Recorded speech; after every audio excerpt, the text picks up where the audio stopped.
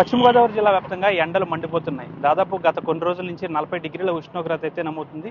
ఈ రోజు 43 డిగ్రీల ఉష్ణోగ్రత నమోదైంది. ప్రస్తుతం మధ్యాహ్నం 1 గంట సమయం అయింది. అయినప్పటికీ కూడా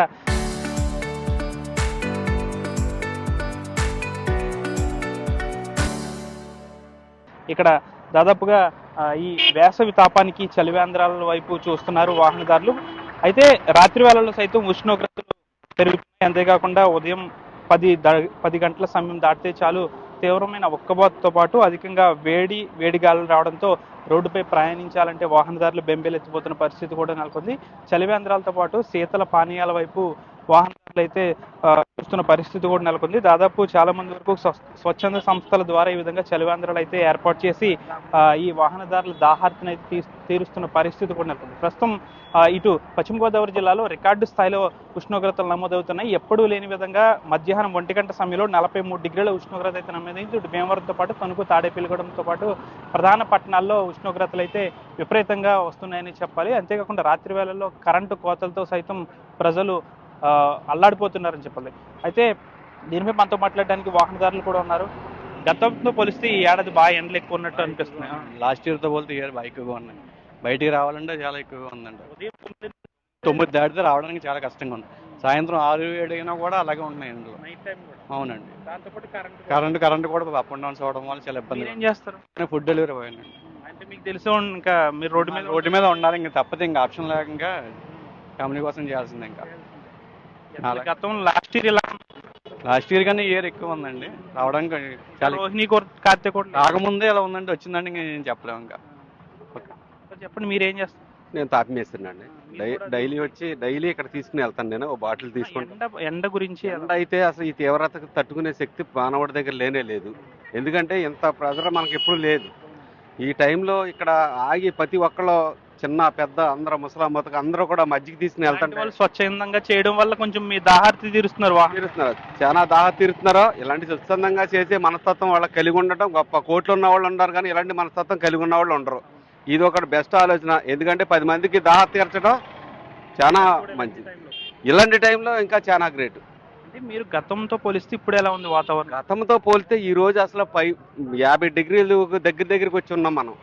ఈ రోజు ఇక్కడ 2 గ్లాసులు మజ్జిగ తాగితే 50 కిలోమీటర్ల ప్రయాణం చేసినా అలసట అనేది రానే రాదు. దాంట్లో కష్టపడే వాళ్ళందరూ కూడా పాపం వచ్చి ఇక్కడ తాగుతున్నారు, తీసుకుంటున్నారు, వెళ్తున్నారు. చాలా సాయంత్రం రాత్రి వేళల్లో కూడా వేడి ఉక్కపోత ఎక్కువగా ఉంటుంది. బాగా ఎక్కువ ఉంటుంది కదా. ఏసీలే అసలు ఆన్ అవ్వట్లేదు, ఏసీలు పని చేయట్లేదు. ఆ ఉక్కపోతకి చాలా విపరీతంగా ఉంది. మరి కరెంటు వచ్చినా కానీ కరెంటు పవర్ సరిపోక ఏంటి ఏసీలు ఆన్ అవ్వట్లేదు. ఏసీలు ఉన్న వాళ్ళు ఇబ్బంది, ఏసీలు లేని వాళ్ళు మామూలుగా చాలా ఇబ్బంది పడుతున్నారు. చాలా ఎండ తీవ్రత.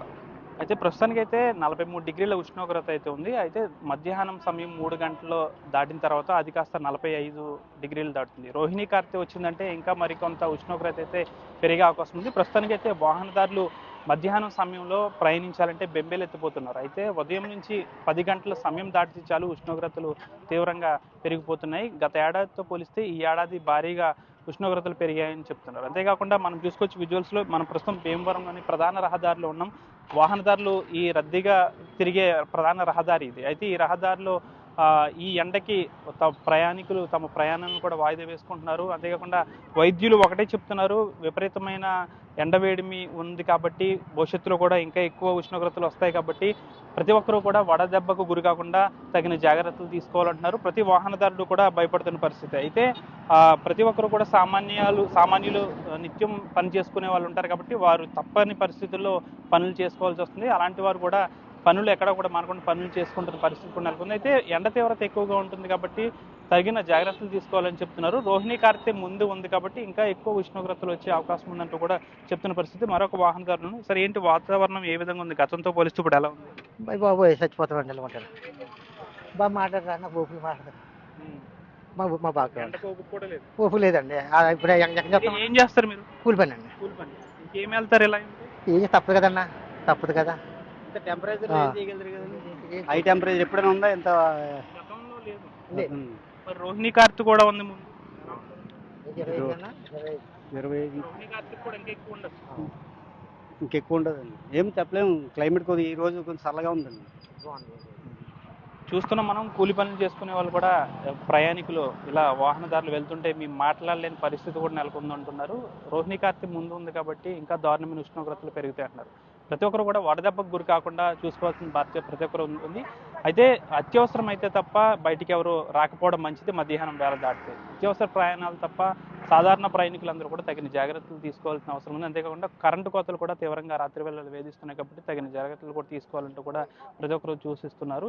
దీనికి సంబంధించి ప్రస్తుతం ఈ రోజు వాతావరణ పరిస్థితి దాదాపు 44 డిగ్రీలు. ప్రస్తుతం ఇప్పుడు మనం దాదాపుగా 40 డిగ్రీలకు పైగా ఉష్ణోగ్రత ఉందని చెప్పాలి. నా ఫోన్లో ప్రస్తుతం ఈ ఉష్ణోగ్రత చెక్ చేస్తే 43 డిగ్రీల ఉష్ణోగ్రత అయితే నమోదైందని చెప్పాలి. ప్రస్తుతానికి భీమవరంలో ప్రధాన రహదారులన్నీ నిర్మానుష్యంగా మారుతున్నాయి. స్వచ్ఛందంగా చాలా మంది చలివేంద్రాలు ఏర్పాటు చేస్తున్నారు కాబట్టి వాహనదారులు దాహార్తిని అయితే తీరుస్తున్నారని చెప్పాలి. వీడియో జర్నలిస్ట్ శేఖర్తో మన దాటి భీమవరం నుంచి.